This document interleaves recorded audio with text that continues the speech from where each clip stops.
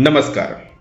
आपल्या महाराष्ट्र राज्यातील लाडक्या बहिणींसाठी ज्या लाडक्या बहिणी मुख्यमंत्री माझी लाडकी बहीण योजनेच्या लाभार्थी आहेत, यांच्यासाठी अत्यंत महत्त्वाची इन्फॉर्मेशन आहे.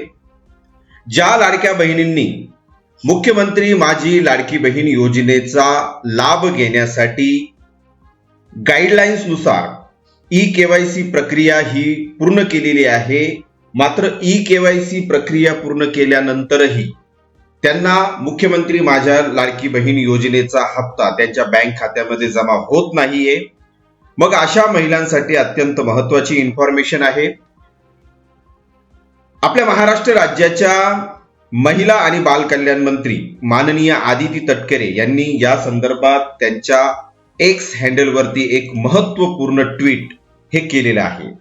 या ट्विटमध्ये त्यांनी ज्याप्रमाणे समोर तुम्हाला स्क्रीनवरती दिसत आहे त्याप्रमाणे त्यांनी म्हटलं आहे की महाराष्ट्रातील महिलांच्या आर्थिक सक्षमीकरणासाठी, त्यांच्या आरोग्य व पोषणामध्ये सुधारणा करण्यासाठी मुख्यमंत्री माझी लाडकी बहीण योजना राबवण्यात येत आहे. या योजनेच्या प्रभावी अंमलबजावणीसाठी सर्व लाभार्थ्यांना दिनांक 31 डिसेंबर 2025 रोजीपर्यंत ई-केवायसी करण्याची मुदत ही देण्यात आली होती.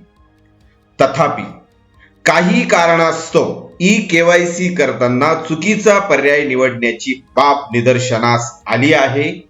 म्हणूनच योजनेच्या निकषांनुसार या लाभार्थी महिलांची क्षेत्रीय स्तरावर अंगणवाडी सेविकांमार्फत प्रत्यक्ष पडताळणी फिजिकल व्हेरिफिकेशन करण्याच्या सूचना राज्यातील सर्व जिल्हाधिकाऱ्यांना देण्यात आल्या आहेत.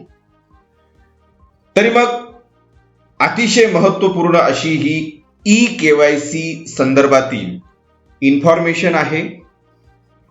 अंगणवाडी सेविकांमार्फत आता प्रत्यक्ष पडताळणी देखील केली जाणार आहे. या संदर्भातील सूचना या राज्यातील सर्व जिल्हाधिकाऱ्यांना देण्यात आलेल्या आहेत. आशा आहे मित्रांनो ही इन्फॉर्मेशन तुम्हाला नक्कीच युजफुल वाटली असेल. जर ही इन्फॉर्मेशन महत्त्वपूर्ण वाटली असेल, आवडली असेल तर नक्कीच या व्हिडिओला लाडक्या बहिणींपर्यंत जास्तीत जास्त शेअर करा. धन्यवाद.